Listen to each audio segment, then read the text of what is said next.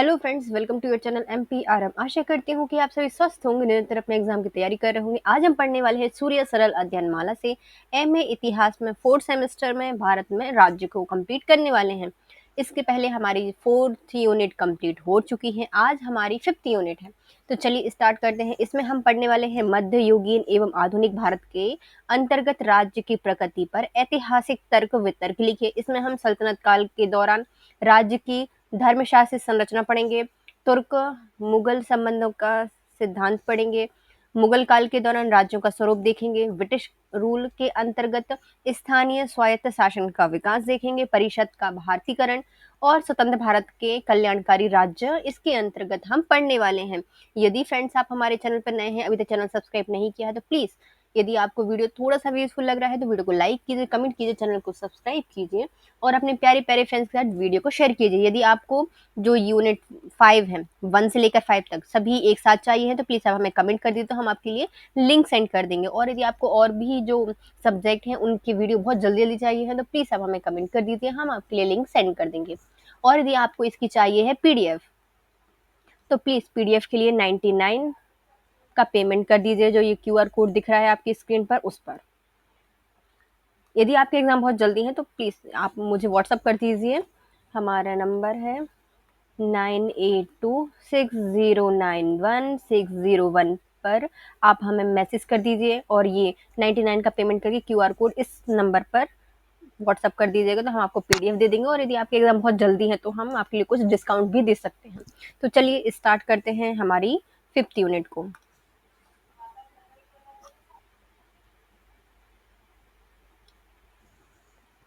Fifth unit का पहला question है, सल्तनत काल में राज्यों के स्वरूप पर प्रकाश डालिए। भारत में मुस्लिम राज्यों के स्वरूप की विवेचना कीजिए। भारत में मुस्लिम राज्य मजहबी थे, इस कथन का स्पष्टीकरण एवं विवेचन कीजिए। दिल्ली सल्तनत में राज्य कहाँ तक धर्म प्रधान था, विवेचना कीजिए। भारत में इस्लामिक राज्य जैसा कि अनंत है धार्मिक राज्य था, इस कथन की विवेचना कीजिए। तो चलिए पढ़ते हैं। मध्ययुगीन भारत में इस्लामिक मुस्लिम राज्य का स्वरूप था। भारत में इस्लामिक राज्य आज के समान धर्मनिरपेक्ष राज्य नहीं था। इसका प्रत्यक्ष संबंध एक विशेष धर्म अर्थात इस्लाम से था। दिल्ली सुल्तानों के समय में पूर्व रूप से और मुगल काल में आंशिक रूप से भारत में इस्लाम राज्य मजहबी राज्य था, क्योंकि अकबर महान ने इस्लाम को राज्य का आधार नहीं बनाया था। अकबर से पहले अलाउद्दीन खिलजी को यह श्रेय प्राप्त हो चुका था। उसने सांसारिक मामलों में अपने को और धार्मिक मामलों में मुल्लाओं को और मालवियों को उच्च स्थान दिया था। जनता ने उसके सिद्धांतों को स्वीकार किया था, क्योंकि उस समय मंगोलों के आक्रमण को रोकने के लिए एक शक्तिशाली शासक की आवश्यकता थी और अलाउद्दीन इस प्रकार का शासक था। मोहम्मद तुगलक ने अलाउद्दीन के सिद्धांत का अनुसरण करने का प्रयास किया, पर उलेमाओं ने उसके विरुद्ध षड्यंत्र करके उसकी योजनाओं को असफल कर दिया। उस समय से अकबर के सिंहासन रूढ़ होने के समय तक उलेमाओं का बोलबाला रहा है। दुर्भाग्य से अकबर द्वारा प्रतिपादित राजत्व के सिद्धांत को औरंगजेब ने त्याग दिया। फलस्वरूप मुगल साम्राज्य ने फिर इस्लामी राज्य का रूप धारण किया। इस प्रकार हम देखते हैं कि मध्यकाल के अधिकांश वर्षों में भारत में मुस्लिम राज्य का रूप मजहबी राज्य था। Doctor RP. त्रिपाठी जी ने ठीक ही लिखा है कि मुस्लिम राज्य मजहबी राज्य था। तब उन संस्थानों का उद्देश्य जिनको मुसलमानों ने विकसित किया था या अपनाया, इन धार्मिक कानून की सेवा करना था, जिसका जन्म उनके पहले हुआ था, उनकी सेवा करना था। नेक्स्ट आते हैं, धर्म प्रधान या मजहबी राज्य का अर्थ। चैम्बर्स 20th सेंचुरी डिक्शनरी में मजहबी राज्य का अर्थ इन शब्दों से स्पष्ट किया गया है कि मजहबी राज्य का वह संगठन होता है जिसमें ईश्वर या किसी देवता को एकमात्र शासक या राज्य के कानून को मानव अध्यादेश के बजाय देवीय आदेश माना जाता है। ऐसे राज्य में पुरोहित वर्ग अनिवार्य रूप से अदृश्य शासक या ईश्वर के पदाधिकारी बन जाते हैं। नेक्स्ट आता है इस्लाम जो मुस्लिम शासक थे उनकी स्थिति देखते हैं। इस्लामिक साम्राज्य में भारत में मुस्लिम राज्य उसी प्रकार का मजहबी राज्य था जैसा कि संसार के अन्य देशों में था। इस राज्य में खुदा को वास्तविक शासक और देश के मानव शासक को खुदा का प्रतिनिधि माना जाता था। इस मानव शासक का कर्तव्य यह समझा जाता था कि वह कुरान के सिद्धांतों के अनुसार देश पर शासन करेगा, उन सिद्धांतों को अपनी प्रजा से पालन करवाएगा और साथ ही उनका प्रचार और प्रसार करेगा। इसको इस्लाम का रक्षक और उनकी मान मर्यादा बढ़ाने वाला माना जाता था। इससे शरीयत का अपने निजी जीवन और शासन दोनों में अनुसरण करना पड़ता था। इस संबंध में इब्न हसन लिखते हैं कि शरीयत मुस्लिम धर्म या कानून के दो पहलू होते हैं। एक होता है सर, इसके ज्ञान का प्रचार और राज्यों में कानून के रूप में उसका पालन कराना। पहले के अंतर्गत शरीयत के अध्ययन करने, उसको पढ़ने, उसके प्रचार के लिए हुए विद्वानों के वर्ग का पालन पोषण आता है। दूसरे के अंतर्गत इन विद्वानों में से किसी एक को जो ज्ञान धार्मिक आचरण विचार के लिए प्रसिद्ध हो, शासक को अपने सभी राज्य संबंधी कार्यों में सलाह लेने के लिए नियुक्त करना आता है। पहले में सर, उसके अंतर्गत शरीयत आती है और दूसरे में ऐसे विद्वानों को नियुक्त करना जो कि धर्म का ज्ञाता हो, प्रचार प्रसार करे, उसको विचार विमर्श के लिए अपने पास रखते हैं शासक।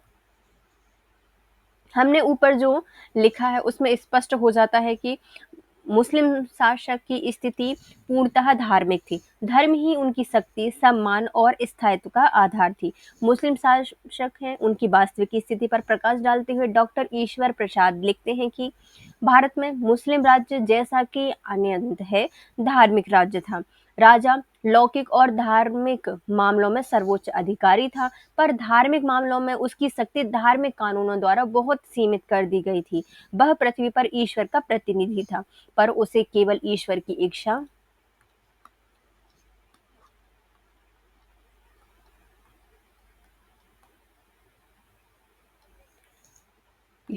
के अनुसार कार्य करना और उसके द्वारा लागू किए जाने वाले सांसारिक नियमों को धार्मिक नियमों के अधीन करना था।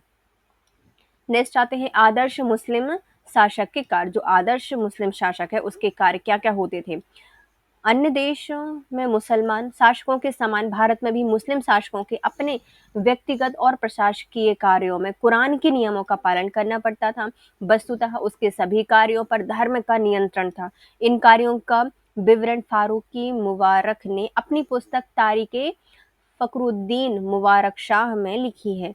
पहला इनके कर्तव्य के अंतर्गत आता है दान के लिए करों द्वारा धन एकत्रित करना। दूसरा, ईद शुक्रवार को मस्जिद में खुतबा पढ़वाना। तीसरा आता है धर्म विश्वास के लिए युद्ध करना। चौथा, धार्मिक कृत्यों और धर्म द्वारा निर्देशित कार्यों का प्रसार करना, उनकी सीमा निश्चित करना। नेक्स्ट है मुस्लिम दलों की शिकायतें सुनना, उनके पारस्परिक झगड़ों का निर्णय करना।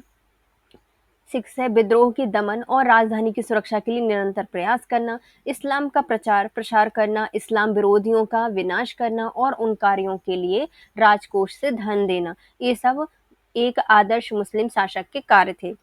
आदर्श मुस्लिम राज्य, आदर्श मुस्लिम शासक के प्रमुख कार्यों का वर्णन करते हुए डॉक्टर ईश्वरी प्रसाद ने लिखा है कि मूर्ति पूजा का समूल विनाश, इस्लाम विरोधी सभी स्वीकृत धर्मों का विध्वंस, काफिरों का धर्म परिवर्तन, उनको आदर्श मुस्लिम राज्य के कार्य स्वीकार किए गए थे।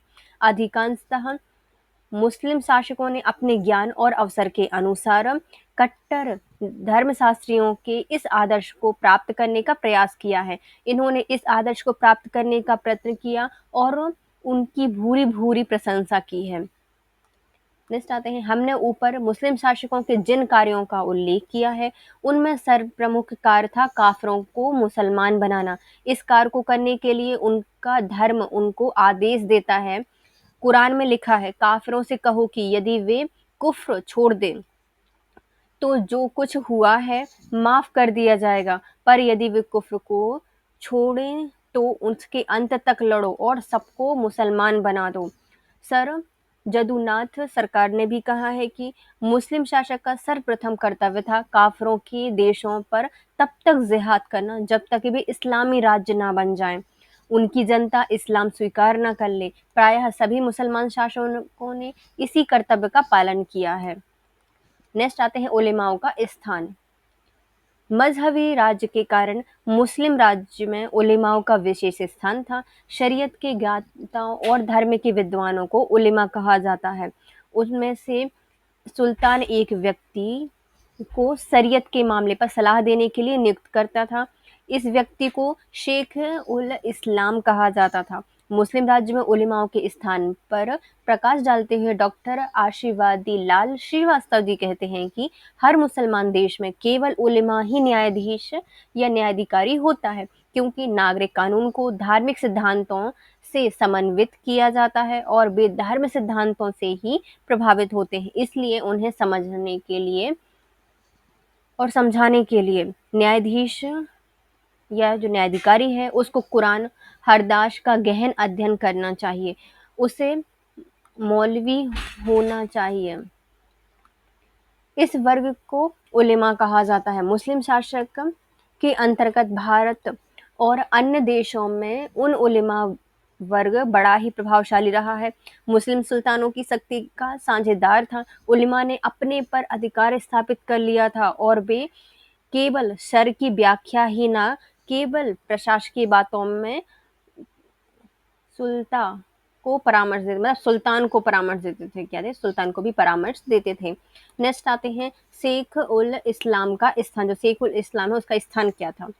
तो शेख उल इस्लाम उलेमाओं का प्रतिनिधि होता था और मुस्लिम राज्य में इसका स्थान अत्यधिक महत्वपूर्ण था। देश के शासक को शरीयत के सब मामलों पर उसकी सलाह लेनी पड़ती थी और उस सलाह को मानना भी पड़ता था। इसके अंतर्गत उसे शेख का सम्मान करना पड़ता था। उस सम्मान को बनाए रखने के लिए सब प्रकार का प्रयास भी करना पड़ता था। शेख राज्य की शिक्षा व्यवस्था, शिक्षा संस्थानों में पढ़ाई जाने वाली पुस्तकों और राज्य में निवासियों के चरित्र की देखभाल भी करता था। वह मुसलमानों विद्वानों से संपर्क में रहता था, क्योंकि उन्हीं विद्वानों में से न्यायाधिकारियों की नियुक्ति की जाती थी। उसे मुसलमान धर्मशास्त्री अर्थशास्त्रियों की मांग की पूर्ति करनी पड़ती थी। जैसा कि इब्न हसन लिखते हैं कि उसका यह कर्तव्य था कि वह कुछ भी हो अपने धर्म के लिए हानिकारक या अहितकर समझे उसे सुल्तान को बताए। सुल्तान को ऐसे परामर्श के अनुसार कार्य न करने की बहुत ही कम स्वतंत्रता थी। नेक्स्ट आते हैं अन्य धर्मों का स्थान। अब देखो मुस्लिम इतने कट्टर हो गए हैं तो अन्य धर्म तो क्या ही होंगे। मुस्लिम राज्य में इस्लाम के सिवाय किसी अन्य धर्म का अस्तित्व को स्वीकार नहीं किया गया था। केवल मुसलमान ही इस राज्य के नागरिक हो सकते थे। दूसरे धर्म के व्यक्तियों के साथ शासित और निम्न श्रेणी के व्यक्तियों के समान व्यवहार किया जाता था। यहूदी ईसाई पारसियों को जजिया नामक कर देकर कुछ सीमा तक सहन कर लिया भी जाता था, क्योंकि उनके पास अहले किताब जो देवीय प्रेरित धर्म ग्रंथ है वो होती थी। पर मूर्ति पूजकों अर्थात जो हिंदू होते हैं है ना, उनको किसी भी दशा में सहन नहीं किया जाता था, क्योंकि उनके पास ऐसा कोई धर्म ग्रंथ नहीं था। अच्छा, हमारे गीता वेद पुराण कहाँ गए? इन लोगों ने पढ़े नहीं क्या? लेकिन हाँ, ये लोग इस चीज को नहीं मानते थे। मोहम्मद बिन कासिम ने सिंध जब मोहम्मद कासिम ने सिंध ने मुस्लिमों से जो मूर्ति पूजक थे जजिया लेकर जिम्मी बनाने का निर्णय लिया था। जिम्मी का अर्थ होता है रक्षित लोग। उनको अपने जीवन और संपत्ति रक्षा के लिए जजिया देना पड़ता था। यह निर्णय बहुत महत्वपूर्ण सिद्ध हुआ, क्योंकि मोहम्मद बिन कासिम के बाद के मुसलमान शासकों ने इसी को अपनाया था। Doctor A.L. श्रीवास्तव कहते हैं कि इस निर्णय से हिंदुओं को ऐसी परिस्थिति है कि लोगों में डाल दिया गया था जिनको खुले और सार्वजनिक रूप से अपने धार्मिक रीति रिवाजों का पालन करने, वैध रूप से धर्म प्रचार करने, नए मंदिरों को बनाने, पुरानों की मरम्मत करने की अनुमति नहीं दी गई थी। इस प्रकार हिंदुओं के साथ स्वदेश में ही अछूतों के जैसे बर्ताव किया जाता था। अकबर ने भारत में बहुत काल से प्रचलित इस्लामी राज्य के सिद्धांतों को त्याग कर राजत्व का सिद्धांत अपनाया था, जिसका रूप राष्ट्रीय था। इसने हिंदुओं को न केवल पूर्ण धार्मिक स्वतंत्रता दी, वरन प्रशासन में मुसलमानों के समान उच्च राजपदों पर भी नियुक्ति की थी। दुर्भाग्य से अकबर के इस उदार राजतंत्र के सिद्धांतों को औरंगज़ेब ने परित्याग कर दिया, जिसके परिणामस्वरूप भारत में मुस्लिम राज्य ने फिर से मज़हबी राज्य का रूप धारण कर लिया। अब आते हैं अपसंहार। अपसंहार उपरोक्त विवेचना के आधार पर हम इस निष्कर्ष पर पहुंच जाते हैं कि भारत के इस्लामी राज्य में मजहबी राज्य के सभी आवश्यक तत्व उपस्थित थे। पर फिर भी कुछ आधुनिक मुसलमान विद्वानों ने यह सिद्ध करने का प्रयास किया है कि भारत का मुस्लिम राज्य मजहबी राज्य नहीं था। ऐसे विद्वान डॉक्टर आई एच कुरैशी का नाम विशेष रूप से उल्लेखनीय है। इन्होंने लिखा है कि सर की प्रधानता के कारण कुछ लोग भ्रम में पड़ जाते हैं। यह विचार करने लगते हैं कि सल्तनत मजहबी राज्य था, पर मजहबी राज्य का मुख्य विशेष दीक्षित पुरोहित वर्ग का शासन मुस्लिम राज्य के संगठन में नहीं पाया जाता। न्याय निपुण व्यक्ति सामान्य व्यक्ति या मनुष्य है जो गलतियां ना करने का धर्म द्वारा स्वीकृत को कोई दावा नहीं करता। गिव का इस्लामी राज्य के संगठन को धर्म केंद्रित कहना ठीक है। नेक्स्ट आते हैं डॉक्टर श्रीवास्तव ने उपरोक्त कथन का खंडन करते हुए कहा है कि यह तर्क बाल की खाल निकालने के समान है और इस्लामी राज्य के सिद्धांतों और उनके आदर्श दोनों को नजरअंदाज करना है। उलेमाओं का शासन पर अत्यधिक प्रभाव था और वे इस्लामी धर्म प्रशासकीय कानून की व्याख्या करते थे। मध्ययुगीन भारत के इस्लामी राज्य में मजहबी राज्य के सभी आवश्यक तत्व विद्यमान थे। नेक्स्ट आता है मुगल काल में राज्य के स्वरूप का वर्णन कीजिए। राज्य कैसा था मुस्लिम काल में? मुगल कालीन सामाजिक दशाओं का आलोचनात्मक विवरण दीजिए। मुगल काल में भारतीय समाज की वेश श्रृंगार आभूषण का विवरण दीजिए। मुगल काल में भारत की सामाजिक दशा। मुगल कालीन भारतीय समाज का आधार सामंतवादी था। सारे देश में मनसबदारों और सामंतों का बोलबाला था। सामंतों के अनेक दर्जे थे। मुगल दरबार सभ्यता संस्कृति का केंद्र था। इस दरबार की नौकरी बहुत आदर की बात समझी जाती थी। भारतीय समाज उस समय 3 वर्गों में बटा हुआ था। पहले आता है उच्च वर्ग। इसके अंतर्गत बादशाह, उनका परिवार तथा उच्च पदाधिकारी आते थे। इस बात का पता नहीं चलता है कि राज्य की आय का कितना धन वे अपने ऊपर व्यय करते थे। फिर भी ऐसा अनुमान किया जाता है कि सरकारी व्यय के पश्चात जो पैसा बचता था, उसको ही अपने लिए व्यय करते थे। ऐसा कोई उदाहरण नहीं मिलता कि सरकारी व्यय पूरा किए जाने के बिना ही मुस्लिम बादशाहों ने अपने लिए धन व्यय किया हो। औरंगजेब के अतिरिक्त सब मुगल बादशाह मदिरा पान करते थे। औरंगजेब को छोड़कर, ये तो भैया वो था पीर। मुगल बादशाह मांस और फलों के लिए भी बहुत शौकीन थे। दावत देने का खूब प्रचलन था। बादशाह और उसके दरबारी भरे सुंदर वस्त्र धारण करते थे। अबुल फजल ने लिखा है कि बादशाह अकबर प्रति वर्ष अपने लिए 1000 सूट बनवाया करते थे और कुछ ही उपयोग के बाद दान दिए दिया करते थे। मुगल हरम में अनेक सुंदरियां रहती थीं। जहांगीर और शाहजहां के समय में यह व्यय और बढ़ गया था। उच्च पदाधिकारी भी सम्राटों का अनुकरण करते थे। राजपूत सामंत भी इसी प्रकार की विलासिता का जीवन व्यतीत करते थे। इन्होंने भी मुस्लिमों या मुगलों की भांति खाना-पीना, पोशाक और पार्टियों का आयोजन करना प्रारंभ कर दिया। यहाँ तक कि वे लोग इसके लिए बहुत सा सामान विदेशों से भी मंगवाने लगे थे। इसमें बहुत व्यय होता था। वैसे ये लोग कला और साहित्य के प्रेमी थे और उच्च कोटि के शासन संचालक भी थे। मुगल राज्य बड़ा धन संपन्न था। लोगों को वेतन भी मिलते थे। सभी लोग अपने-अपने सुखों का ध्यान रखते थे। सारांश रूप से यह कहा जा सकता है कि उच्च वर्ग के लोग विलासिता का जीवन व्यतीत करते थे। वैभव की चकाचौंध में आकर उनका नैतिक पतन हो गया था। उनके पतन के संबंध में गलित उल उबरा ने लिखा है कि यदि किसी मुगल सरदार की वीरता का वर्णन 3 पृष्ठों में आता है और उसके पुत्र का केवल एक ही पृष्ठ के अंतर्गत आता है और उसके पौत्र के संबंध में यह लिखा जाता है कि उसने कोई महत्वपूर्ण कार्य नहीं किया है। इसी प्रकार एक दिन इन विलासी राजाओं की विलासिता के कारण दशा बड़ी बिगड़ जाएगी। उन्हें ऋण लेने की भी आदत पड़ गई थी। धीरे-धीरे से अमीरों की आर्थिक स्थिति बहुत खराब होती गई। नेक्स्ट आते हैं मध्यम वर्ग। यह सामंतों में निम्न वर्ग था। इसके अंतर्गत छोटे पदाधिकारी और व्यापारी आते थे। ये लोग धनी होने पर कम खर्च करते थे। उनमें कुरीतियाँ बहुत कम थीं। ये सरल जीवन व्यतीत करते थे। वे मदिरापान बहुत कम करते थे। समाज में इनका सम्मान था। वे सामाजिक निर्माण कार्यों में रुचि लेते थे तथा मंदिर, मस्जिद, धर्मशाला, कुआँ, तालाब आदि का निर्माण भी करते थे। परंतु इन पर सरकारी अंकुश था और इनका जीवन सीधा-सादा और सुखमय था, जो कि अभी मिडिल क्लास वालों का होता है, वैसे उस समय भी जो मध्यम वर्ग है वो भी था। नेक्स्ट आते हैं निम्न वर्ग।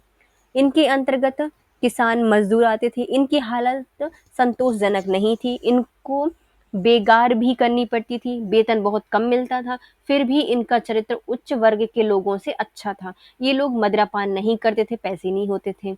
इनका भोजन बहुत साधारण था और इनको प्रायः दिन में 1 बार ही भोजन मिलता था। नेक्स्ट आते हैं सामाजिक बुराइयाँ। समाज में बहुत सी कुरीतियाँ, अंधविश्वास फैला हुआ था। समाज में तंत्र मंत्र और जादू टोने का बहुत प्रचार था। साधु और फकीरों की पूजा भी होती थी। बाल विवाह, बहु विवाह के प्रचलन था। दहेज भी प्रचलित था। औरंगजेब के समय सामाजिक पतन के लक्षण दिखाई देने लगे थे।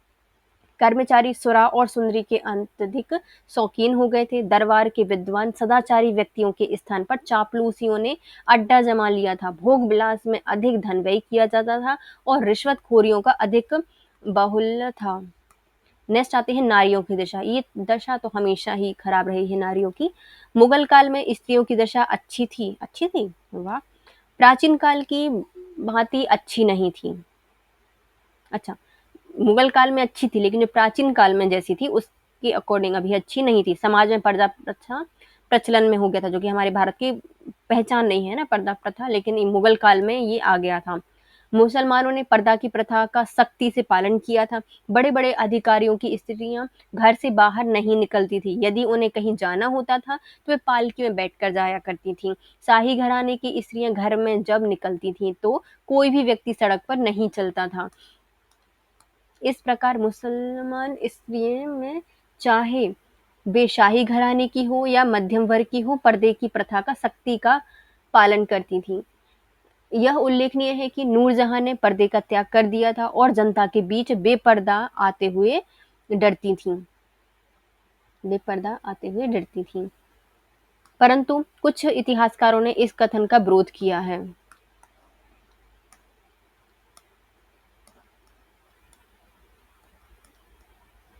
मुसलमानों की भांति इस हिंदू स्त्री भी पर्दा करने लगी थीं।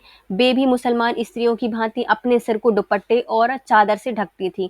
फिर भी हिंदुओं में पर्दा की प्रथा अधिक प्रचलित नहीं थी।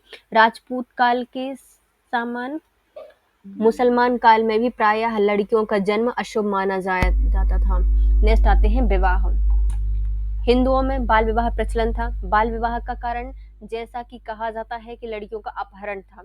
अकबर ने बाल विवाह को रोकने का प्रयास किया था। सामान्यतः हिंदुओं में एक ही विवाह किया जाता था, परंतु विशेष परिस्थितियों में जैसे सुल्तान यदि ना होने के कारण, चाल चलन खराब होने के कारण दूसरा विवाह भी किया जा सकता था। इन्हीं स्थानों पर कन्या के माता पिता लड़के के माता पिता से अपनी लड़की पर रुपया भी लेते थे। नेक्स्ट आते हैं मुसलमानों में बहु विवाह की प्रथा है वह प्रचलित थी। कुरान के अनुसार एक मुसलमान 4 स्त्रियों एक साथ रख सकता था। बहु विवाह के कारण साधारण मुसलमानों का सामान्य जीवन कलहपूर्ण हो गया था। अतः अकबर ने एक कानून बनाया था कि एक व्यक्ति एक ही समय में एक ही स्त्री रखे। यदि उसके संतान ना हो तो वह दूसरा विवाह कर सकता है। यानी मुसलमानों में बहु विवाह का की जो प्रथा है वह प्रचलन में थी। हिंदुओं में विधवा विवाह की प्रथा नहीं थी।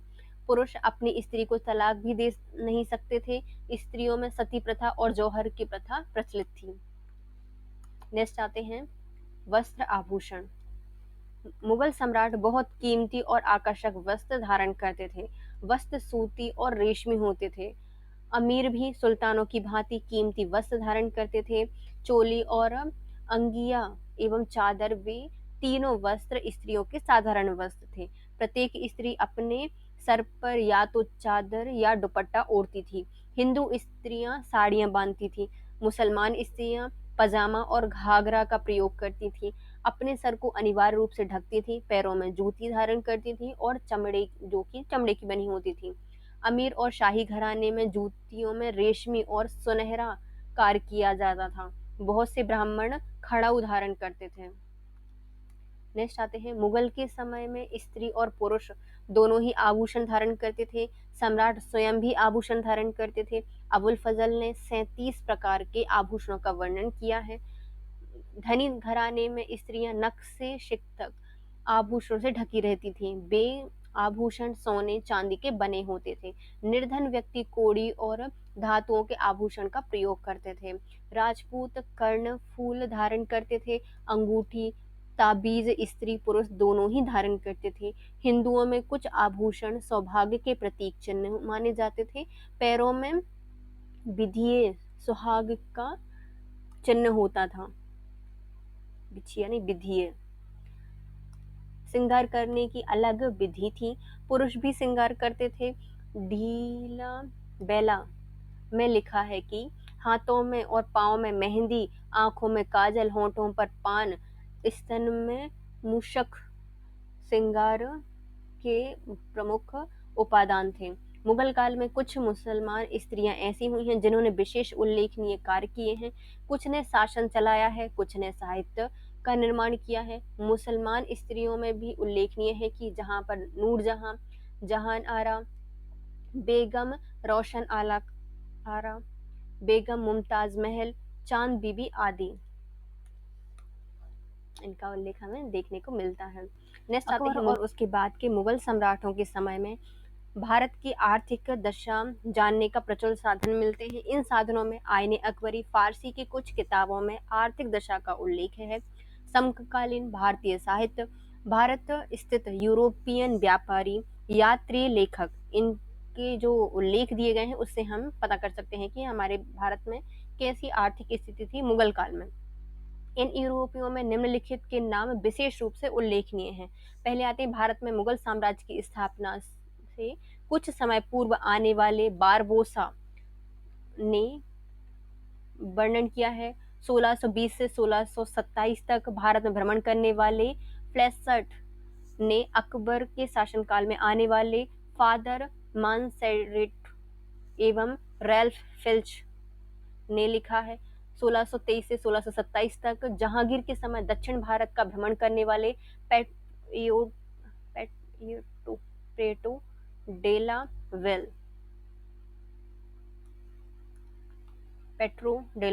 ने वर्णन किया है। 1638 में दक्षिण एवं उत्तर भारत का भ्रमण करने वाले मेडेल्सो और 1628 से 1636 तक विभिन्न भारतीय प्रांतों का भ्रमण करने वाले पीटर मुंडी, 1629 से 1635 में भारत के विभिन्न स्थानों को जाने वाले मैनरिफ, 1658 से 1670 तक प्रायः संपूर्ण भारत का भ्रमण करने वाले वर्नियर, और वर्नियर के साथ भारत के विभिन्न स्थानों का भ्रमण करने वाले पेवेर्नियर के जो उल्लेख हैं उससे हमें जो मुगल कालीन शासन है इसकी आर्थिक स्थिति पता चलती है। ऊपर लिखे हुए विद्वान यात्रियों के वर्णन के आधार पर हम मुगल काल की आर्थिक दशा का महत्वपूर्ण पहलुओं का वर्णन दे रहे हैं।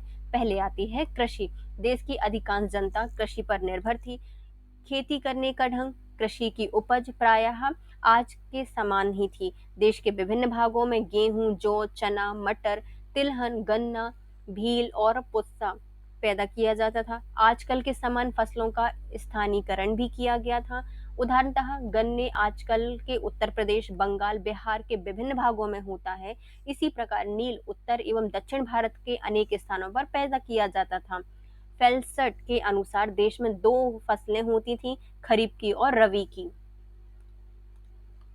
खरीफ की फसल में चावल, नील, बाजरा, कांगनी, उड़द और मूंग होते थे। रबी की फसल में गेहूं, जौ, चना, तिलहन उत्पन्न किया जाता था। फेल्सट ने लिखा है कि यह यमुना के मैदान और उत्तर भारत में नील का उत्पादन विशाल पैमाने पर किया जाता था। सूती एवं रेशमी वस्त्रों की मांग की पूर्ति करने के लिए भारत के कुछ भागों में कपास और रेशम का उत्पादन अत्यधिक मात्रा में किया जाता था। भारत में तंबाकू का प्रचलन 1604 में हुआ था, अतः इसके बाद लोगों ने तंबाकू की खेती प्रारंभ कर दी थी। खेती के औजार बहुत कुछ वैसे ही थे जैसे कि आजकल के हैं। बिहार की मुख्य फसलें कपास, गन्ना, चावल, अफीम थी।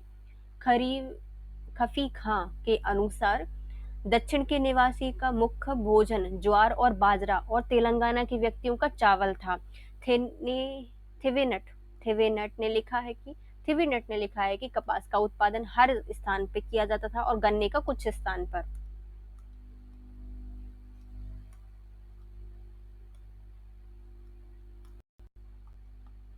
मुगल काल में आजकल के से सिंचाई के कृत्रिम साधन नहीं थे, अतः किसानों को कुएं और तालाब से सिंचाई करनी पड़ती थी। फेलसेट ने लिखा है कि आगरे के सूबे में बहुत से कुएं थे जिनको गर्मी में खोदकर सिंचाई के लिए ठीक कर दिया जाता था। वर्नियर ने आगरा और दिल्ली के मध्य में उत्तम सिंचाई का उल्लेख किया है। शाहजहां के समय में सिंचाई के लिए 2 नहरें बनाई गई थीं। इसने फिरोज शाह तुगलक द्वारा बनाई नहरों की मरम्मत कराई थी और सफीदन ने दिल्ली तक 30 कोस लंबी नहर बनवाई थी। किसने बनवाई थी? सफीदन के द्वारा बनवाई गई थी। मुगल काल में कृषि की दशा सुधारने के लिए सरकारों ने कठोर कदम उठाए थे। इस संबंध में डॉक्टर इशरफ हसन ने लिखा है कि अकबर के सूबेदारों को तालाब, कुएं और नहर, बाग, सराय, अन्य उत्तम वस्तुओं का निर्माण कराने के लिए उत्साहपूर्वक होने का आदेश दिया था। जहांगीर अपने पिता के पद चिन्हों पर चला। उसने तुजुक-ए-जहांगीरी में लिखा है कि मैंने आदेश दिया है कि शाही भूमि के राज अधिकारी जागीरदार प्रजा की भूमि को बलपूर्वक लेकर अपने नाम में ना जुटवाएं जुटवाएं ना जुटवाएं। फिर आता है उद्योग एवं दस्तकारियां। मजूमदार राय चौधरी दत्त का कथन है कि हमारे अध्ययन काल के भारत के आर्थिक इतिहास में सबसे महत्वपूर्ण तत्व था व्यक्तियों का विस्तृत एवं विभिन्न औद्योगिक कार्य जो कि स्थानीय कुलीन वर्ग सौदेगारों की आवश्यकता की पूर्ति करने के अलावा यूरोप और एशिया के अन्य भागों में आने वाले व्यापारियों की मांगों की पूर्ति कर सकता था। मुगल काल में भारत में सबसे महत्वपूर्ण उद्योग सूती वस्त्र का था। इसके प्रमुख केंद्र थे गुजरात में पाटन, खानदेश में बुरहानपुर, जौनपुर, बनारस और पटना। उड़ीसा से लेकर पूर्वी बंगाल तक सब देश एक विशाल सूती कपड़े की फैक्ट्री के समान दिखाई देता था। ढाका जिला सुंदर मलमल के लिए विशेष रूप से प्रसिद्ध था।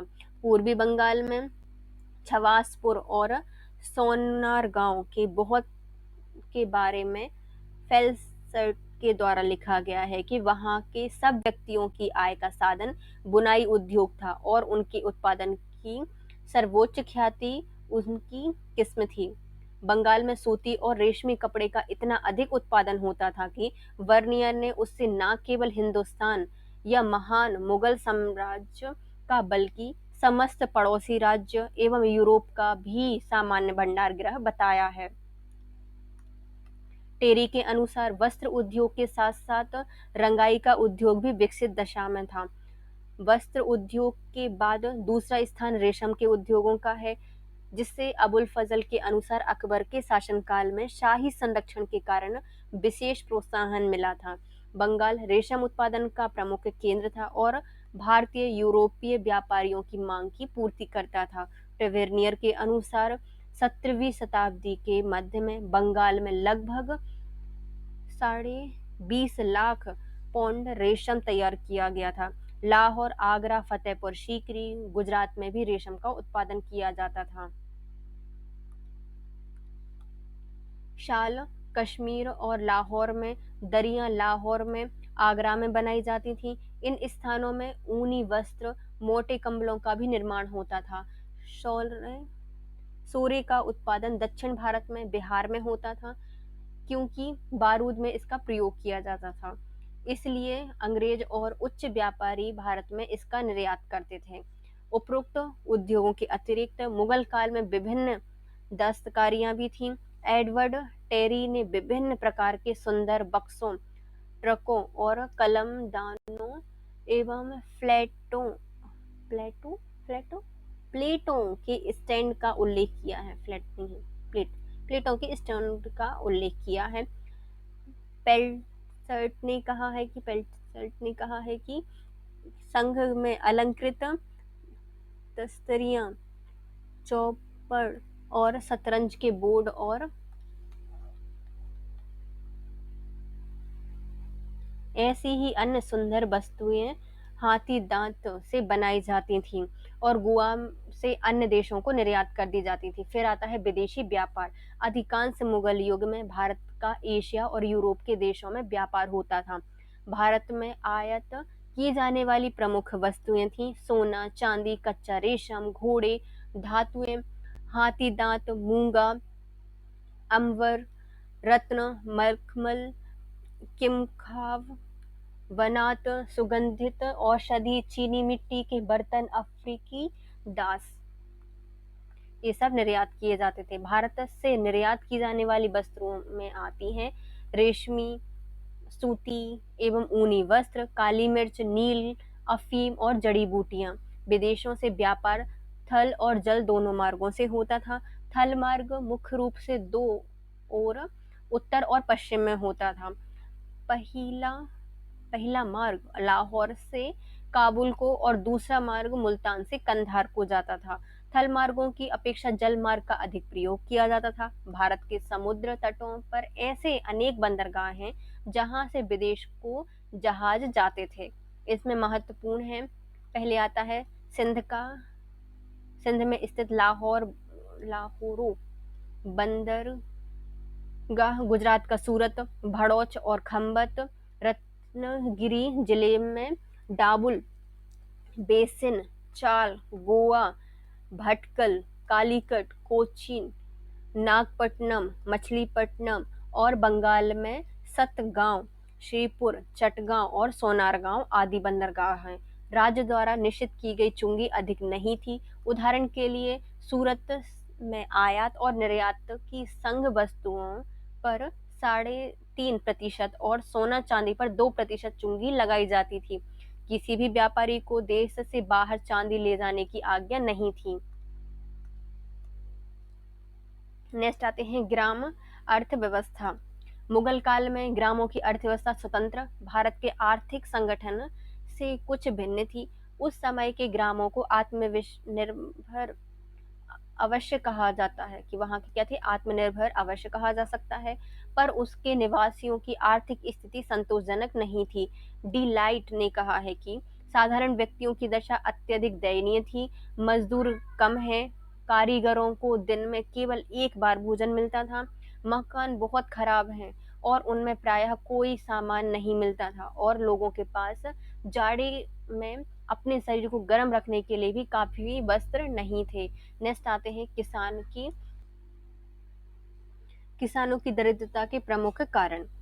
पहले आता है अकाल और राज्य कर्मचारियों द्वारा अधिक कर की वसूली, क्योंकि ग्राम में मोची, बढ़ई, लोहार, धोबी, नाई, पुजारी, वैद्य आदि उन सब पर निर्भर रहते थे, अतः उनकी भी आर्थिक स्थिति अच्छी नहीं थी। गांव में कुछ ग्रामीण उद्योग धंधे कृषि के सहारे पनपे थे, जैसे शक्कर, तेल, रस्सी, टोकरी का निर्माण करना। इन उद्योग में लगे हुए व्यक्ति परंपरागत रूप से इन वस्तुओं का निर्माण करने के कारण कुशल थे और उनकी आर्थिक दशा अच्छी नहीं थी। इस संबंध में डॉक्टर अशरफ ने लिखा है कि ग्रामीण दस्तकारों के सीमित अवसर उन्हें निश्चित सीमाओं के बाद प्रगति नहीं करने देते थे। इसके अतिरिक्त प्रशासनिक अत्याचार से उनकी पर्याप्त सुरक्षा नहीं दी गई थी। नेक्स्ट आते हैं नगर अर्थव्यवस्था। डॉक्टर इशरफ हुसैन का कथन है कि 13वीं शताब्दी में तुर्क अफगानों द्वारा प्रारंभ की जाने वाली नगर अर्थव्यवस्था इस प्रकार के वाणिज्य संबंधी पूंजीवाद पर आधारित थी जिसका प्रचलन मध्य एशिया, भूमध्य सागर के देशों में था। इस अर्थव्यवस्था की प्रेरक शक्ति व्यापार में स्वतंत्र प्रतिद्वंदिता थी। केवल अलाउद्दीन को छोड़कर जिसने वस्तुओं के मूल्यों पर नियंत्रण कर दिया था।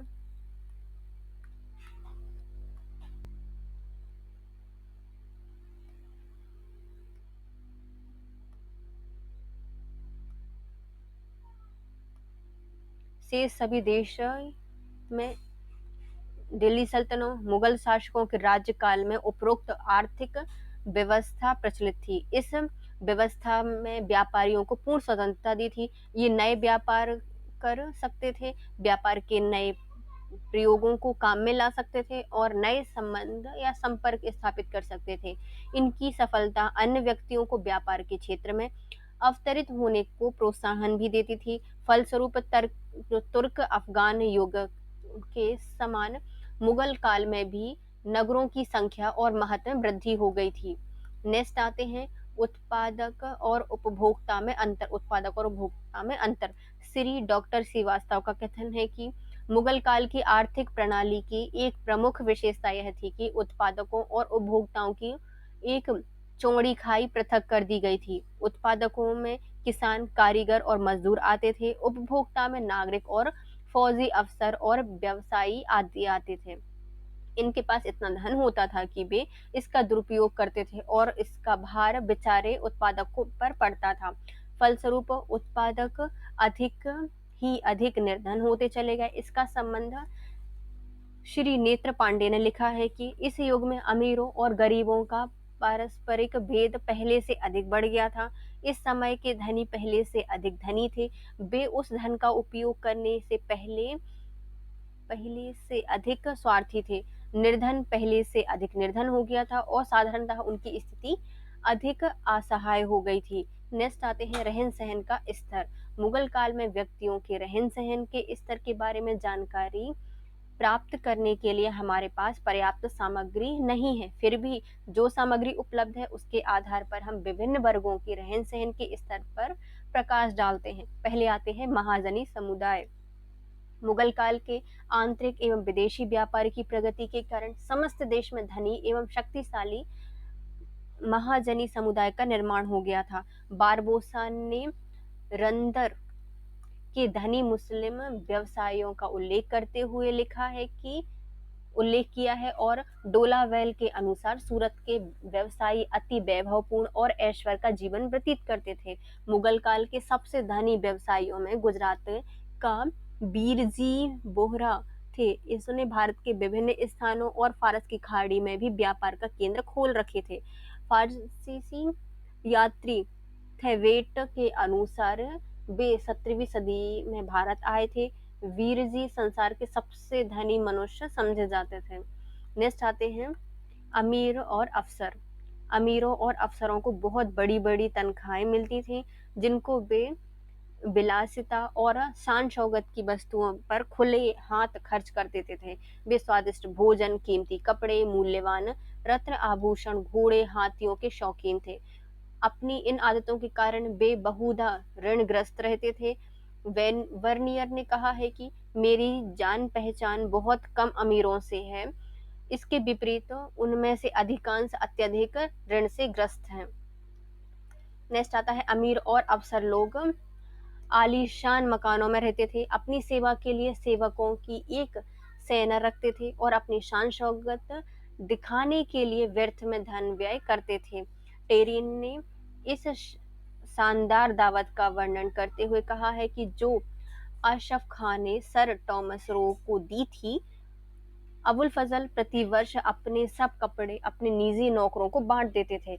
इन उदाहरणों से हम अमीरों और अफसरों की फिजूल खर्ची की बहुत सी झलक देख सकते हैं।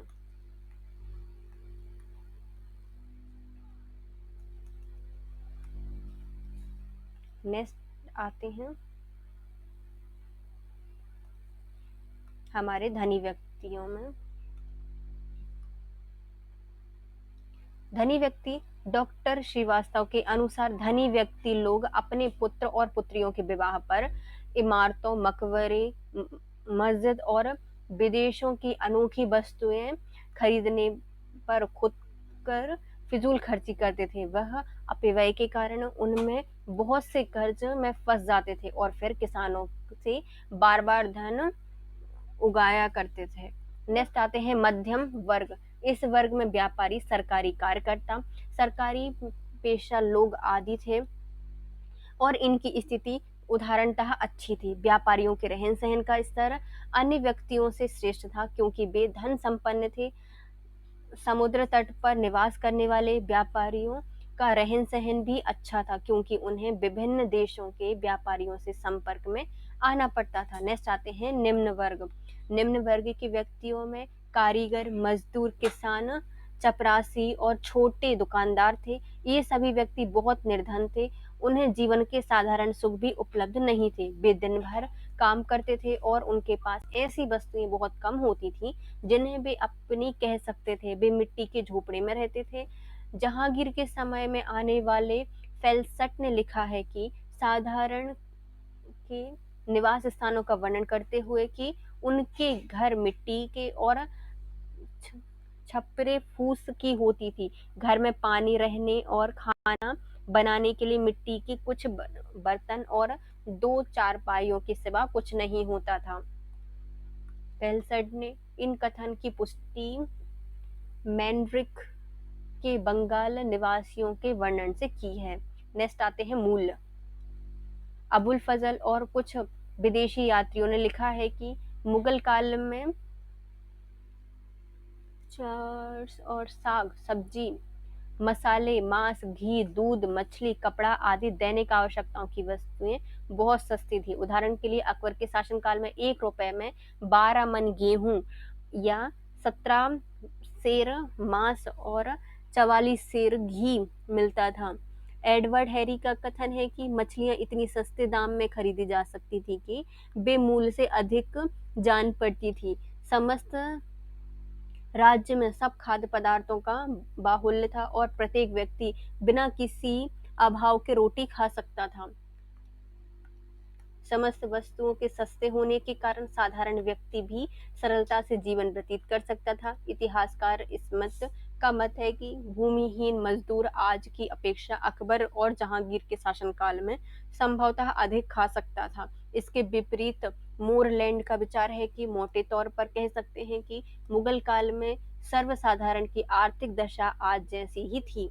उपरोक्त विरोधी विचार पर अपना मत व्यक्त करते हुए डॉक्टर श्रीवास्तव ने लिखा है कि यह सत्य प्रतीत होता है कि यद्यपि साधारण मनुष्य की आय मुगल काल से अधिक नहीं थी, लेकिन फिर भी वह भूखा नहीं मरता था और न उसे अनाज या जीवन के अन्य आवश्यक वस्तुओं की कमी ही अनुभव होती थी, क्योंकि वे सभी बहुआयत में थी और सस्ती भी थी। उपसंहार।